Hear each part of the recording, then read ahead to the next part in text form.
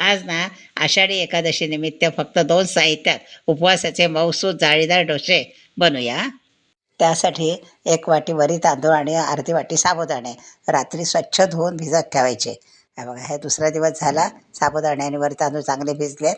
आता हे आपण मिक्सरला लावूया. आता मिक्सरच्या भांड्यामध्ये भिजवलेले साबुदाणे आणि वरी तांदूळ घ्यायचे आणि थोडं पाणी ओतायचं आणि मिक्सरला बारीक वाटून घ्यायचा. आता मिक्सरमध्ये वाटताना थोडं पाणी घालायचं. जास्त पाणी घालायचं नाही, नाहीतर मग आपलं डोश्याचं पीठ आहे ना उपवासाच्या, ते पातळ होईल. आता हे बघा, वाटून घेतलं. किती छान वाटलं बघा, बारीक एकदम ना. आता थोडं घट्ट वाटते आपल्याला, थोडं पाणी ओतायचं पाहिजे असतं तर. आता एका बाउलमध्ये काढून घेते हां. हे बघा, हे सगळं काढलं. अगदी हे डोश्याचं पीठ मस्तच झालं उपवासाच्या. थोडं मीठ टाकलं, मिक्स करून घेतलं. हे बघा, आता हे आपण आता जरा बाजूला ठेवूया. आता चटणी करूया.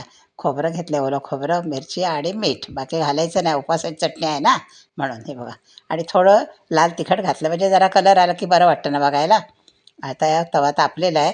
थोडं तेल टाकलं, पुसून घेतला तवा आणि थोडा पाण्याचा शिंतोडा भरायचा हां. आणि डोसे टाकायचे बघा. उपवासाचे डोसे एकदम खायला पण छान मऊसूत होतात खायला छानपैकी. बघा, आत्ताच जाळी सुटली ना. हे बघा, आता 2 मिनटं झाकण ठेवायचं.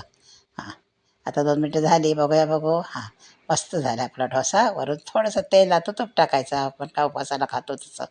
आणि पलटी करूया. हे बघा, एकदम छान सुटलं आहे. हे बघा, मस्त झाला आहे डोसा आपला. हे उपवासाचे डोसे अगदी पटपट होतात, काही वेळ लागत नाही, अगदी मौसूत होतात हां. ह्या आषाढी एकादशीला नक्की करून बघा आणि जमलं तर एक लाईक करा हां.